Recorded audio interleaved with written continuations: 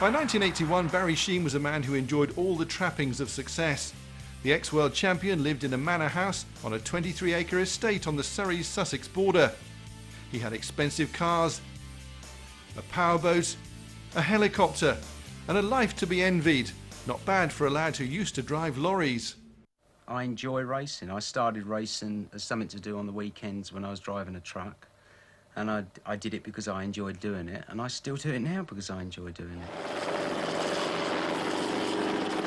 I really do enjoy racing, you know. A lot of people can't understand. You can't put up with things like losing fingers for the love of money. It just doesn't work like that. Well, it doesn't with me. How important is this place to you, though, as a retreat, if you like, from the noise and the danger and the excitement of racing? Oh, it's vitally important because when I come home as often as I can, and the moment I walk through the door, I'm home, and it doesn't take me sort of 2 days to settle down again because I get such a short time here. As soon as I walk through the door, I'm home, and that's it. You know, I can settle back into the home routine really quickly. Do you ever get frightened on a track? Do I get frightened? No, I don't get frightened. I just, you get apprehensive sometimes when you've had so many accidents like I've had through mechanical failures and that.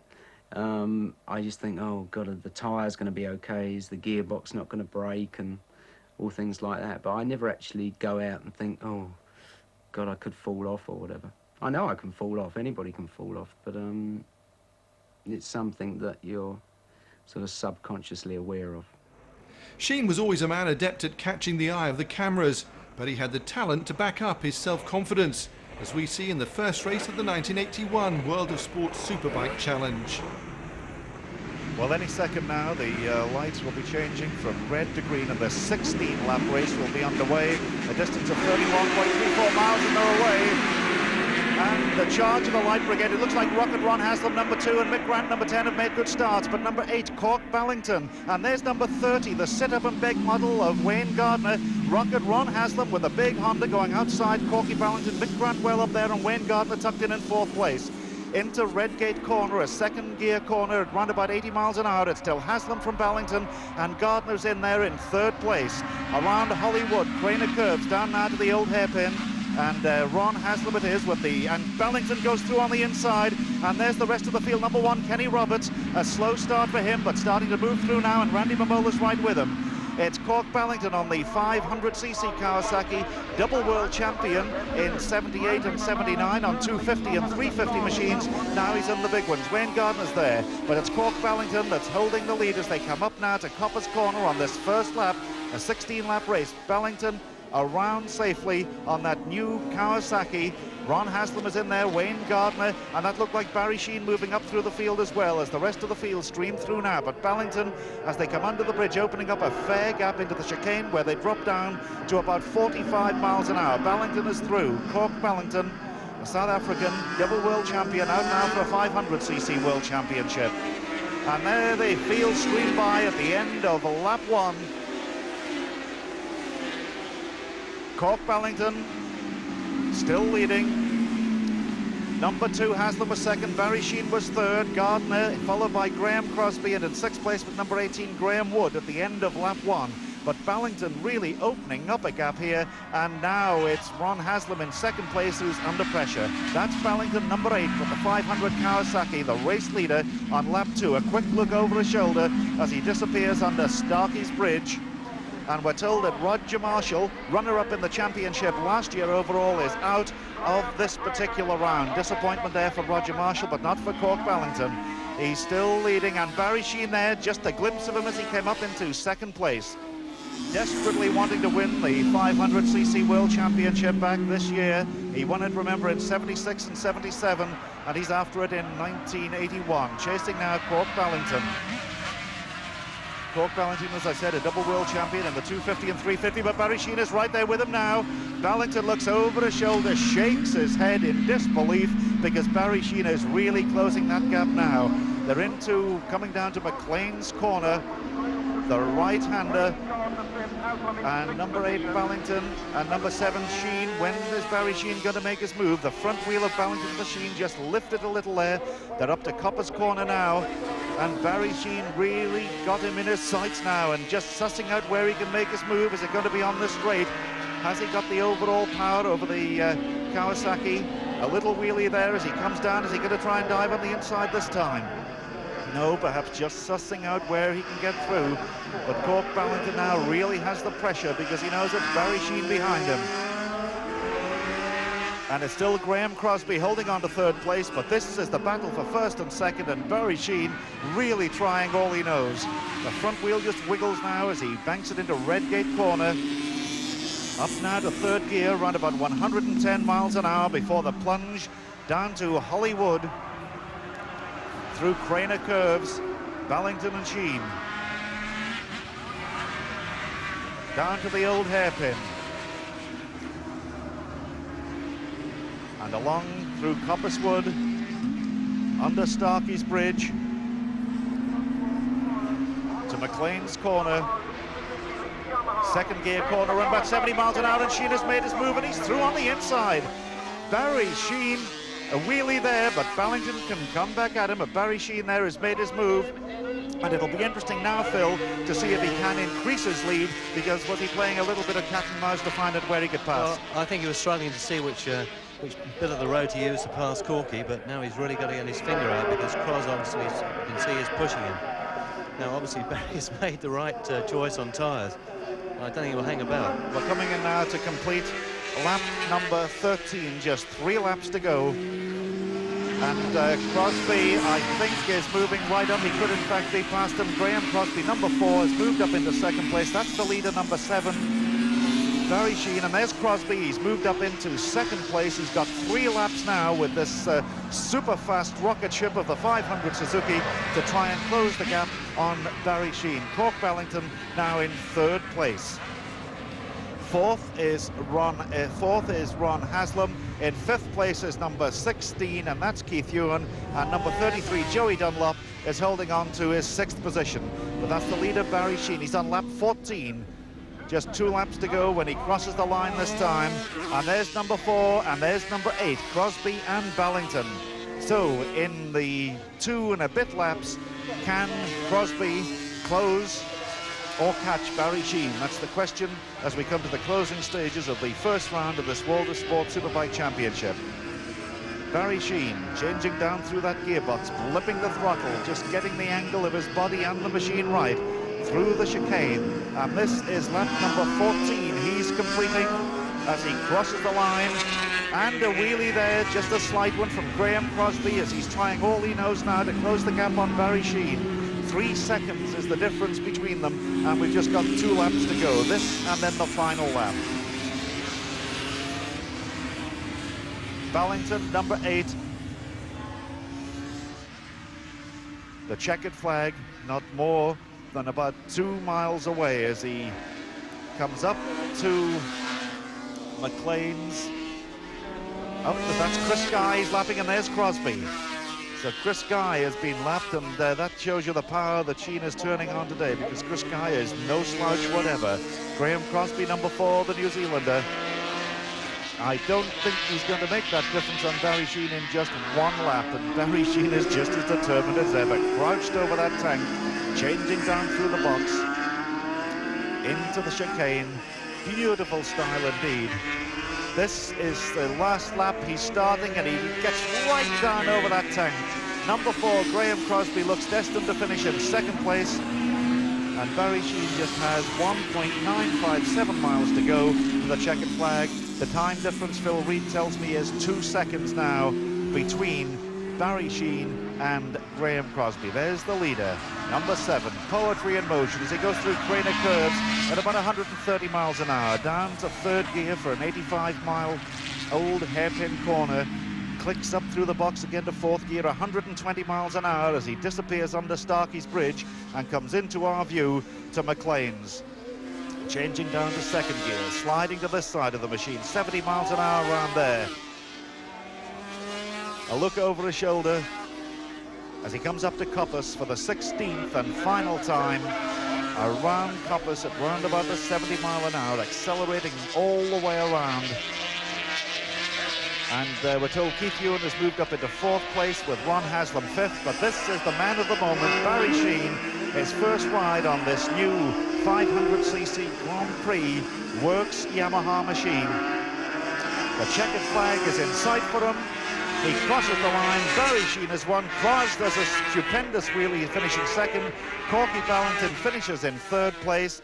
The fourth place, that was number 13, Chris Guy, who had been left. And there's Barry Sheene, absolutely delighted, waving to the fans. That's the sort of style, Phil Reed, I think, that the fans want to see from Barry this season. Well, that's right. He's really pulverised the opposition, you know, the Kenny Roberts and the Molas. Although Kenny did actually stop to help an injured rider. You know, a fantastic performance for his first time out this year on a new Works bike. Yeah, God, I'm so happy, I tell you, after the disastrous year I had last year. And it's so nice to win a race.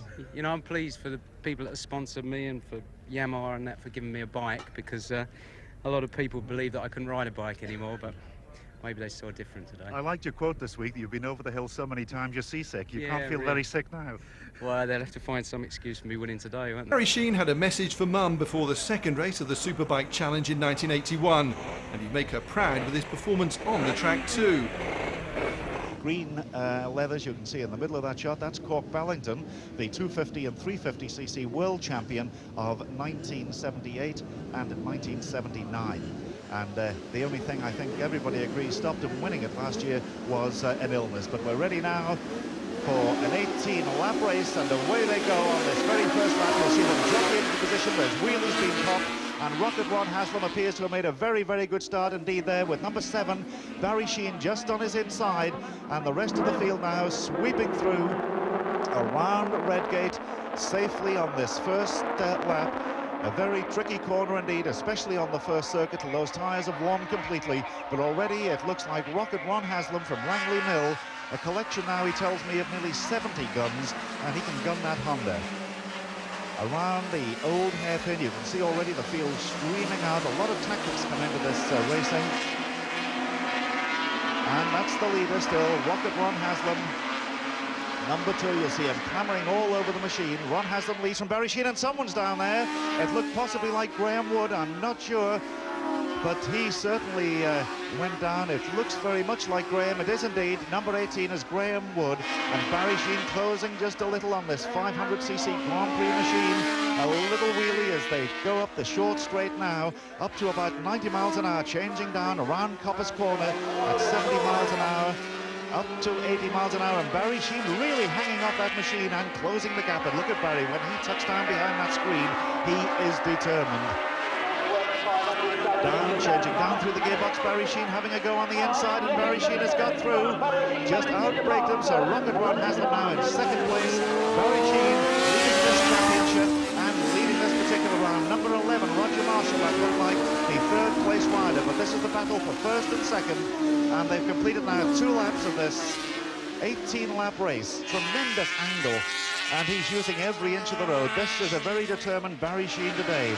He's got the Dutch TT at Assen next weekend, where he's going back to the World Championship standards, and he wants to get up among the leaders and get a victory. And this is a perfect tryout for him, and he really is in a determined mood today, Barry Sheene. Well, certainly, he's riding exceptionally well, as he has been having to do in the previous 4 Grand Prix, when he's been up against machines with superior power. You notice that Haslam's machine is only half faired, so he must lose a bit of speed down the straight. Half fair, that's because they can't get a fairing to fit around this big 1100cc 4-stroke engine. A tremendous piece of machinery and a tremendous rider aboard. Barry looks over his shoulder, then tucks right down behind that fairing. And now they've completed 8 laps of this 18-lap race into Redgate Corner, a second gear corner around about 80 miles an hour, before clicking up through the gearbox and swooping down through Hollywood and Craner curves. And look at that knee, almost on the ground. I know riders do have plastic and thickened leather on the kneecaps of the leathers now, simply because they do actually drag along the track on occasions. And he is really trying, Barry Sheene. Well, Peter, Barry tells me earlier that this machine he's riding today now is going back to Amsterdam in Holland tonight for various modifications to be done on it. I'd say to Barry, leave it alone. It looks to be going okay to me. The way he's going at the moment, and already starting to catch up some of the tail enders. Mike Hunt, number 74 from Stoke Mandeville, is about to be swallowed by Barry Sheene. down the fastest part of the circuit now, tucks down behind that fairing, and just watch him swoop past number 74. Another rider in trouble there gets swallowed up, and Barry Sheene is on his way now to complete lap number 9, which is half distance.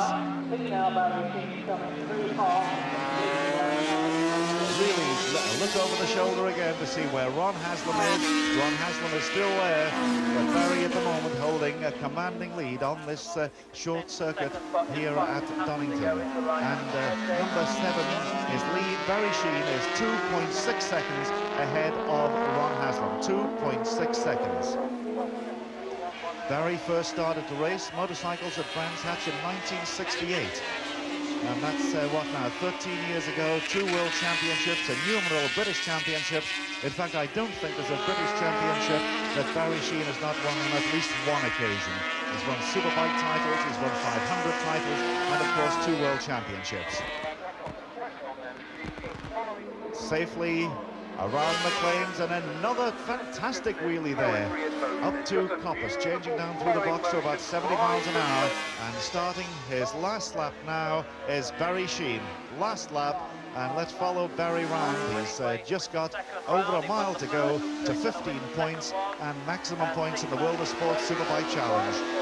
Around safely, just easing himself around Craner Curves, Hollywood, down to the old hairpin,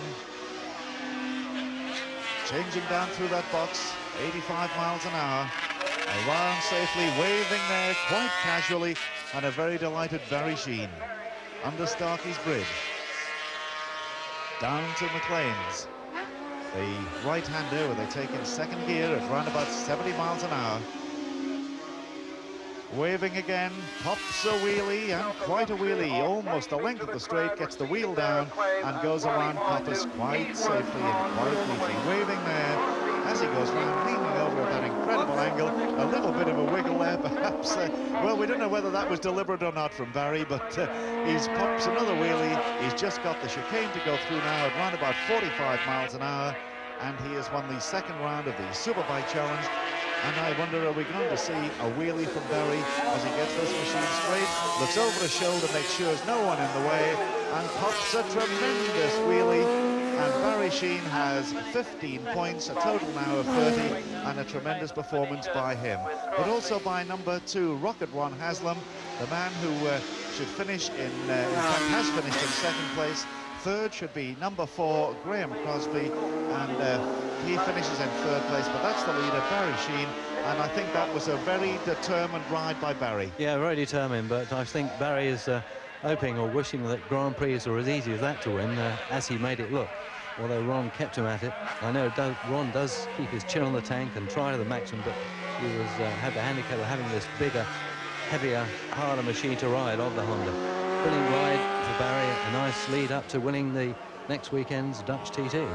Sheene a winner again, and he was always a man who made the sport accessible to fans. Having won the first 2 races of the 1981 World of Sport Superbike Challenge, Barry Sheene was hot favourite to take the title in race 3. He started 10th on the grid, but wasn't about to waste the opportunity. Away they go now, the lights have changed to green, away on the first lap. Jockeying for position now as they come down to Redgate. Barry Sheene nips onto the inside, but it's Ron Haslam leading from number 5, that's Cork Ballington. And Barry Sheene in about 4th place as they go round Redgate for the first time. Graham Crosby well up there too, but Ron Haslam out in front. The local rider with that very, very heavy machine as they come through the mist, down through Craner Curves, down to the old hairpin. Number 2, Ron Haslam. Number 5, Cork Ballington, still there in second place. Under Starkey's Bridge, down to McLean's, Ron Haslam, and a little bit of a squiggle there. That shows the conditions. They are very, very tricky indeed. Ron Haslam around McLean, still holding on to that lead. Cork Ballington in second place. Barry Sheene up to 3rd. Bob Smith is 4th. Then it's Keith Hugh and Graham Crosby. Mick Grant, number 10, is through there safely. But Ron Haslam is the leader. Rocket Ron Haslam, the local rider from Langley Mill, around Coppice. Cork Ballington still holding there in second place, and Barry Sheene in 3rd. And the way the point system works out, if indeed Ron Haslam won this particular race, Barry Sheene would have to finish in 3rd place. And that's as he is at the moment.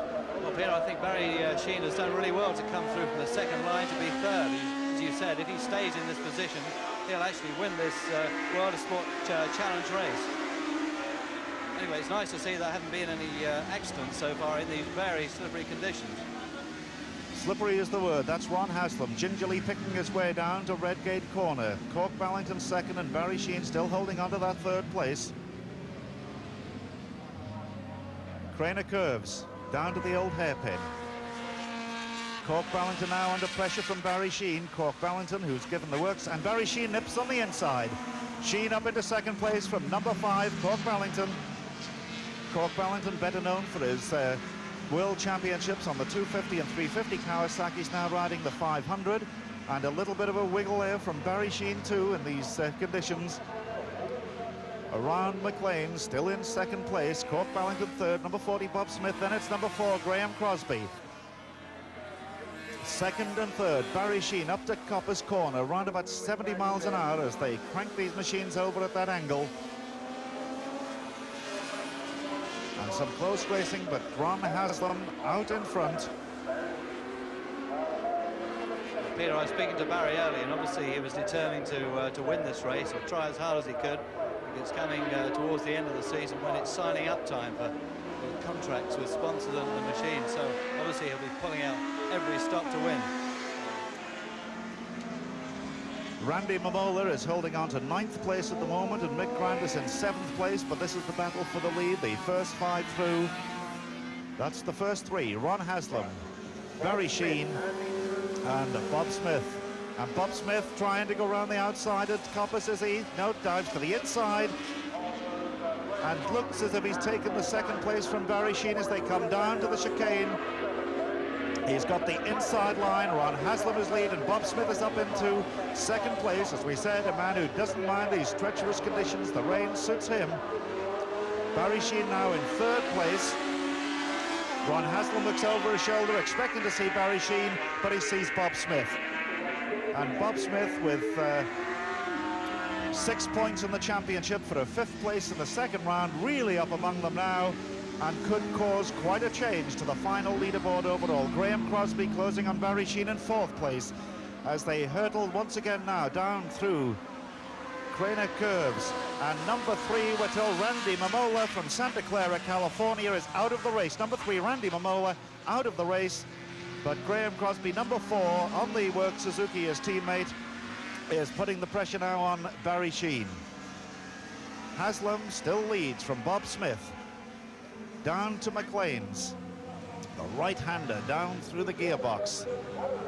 Bob Smith definitely closing Sheene and Crosby, and the 4 of them in very close company now. 4 laps have been completed. Coppers, Haslam.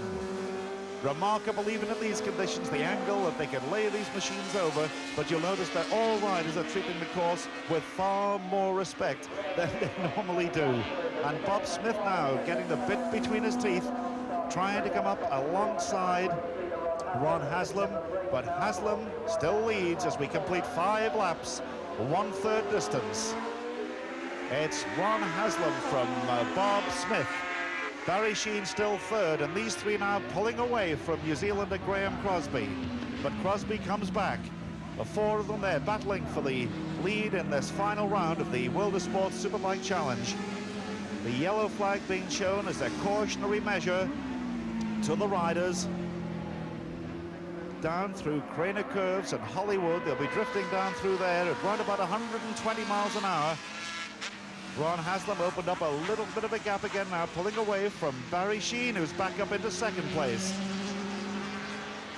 A 2nd place for Barry Sheene would give him 54 points. A win for Haslam would give him 48.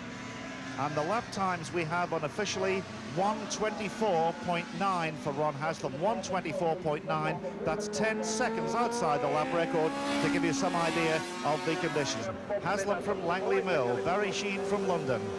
Barry Sheene, the 500cc world champion in 1976 and 1977, before losing his title for 3 years running to the American Kenny Roberts. And of course this year Marco Lucanelli, the Italian, has won the 500cc World Championship, and is Sheen making his move here? Look at that back wheel, absolutely sliding. And that shows the conditions. He tried to outbrake Ron Haslam, but didn't. And there's Bob Smith almost doing the same thing. He looks behind, and Cork Ballington, I bet Cork Ballington got a shock then when he saw that, but Barry Sheen goes on the inside now of Ron Haslam.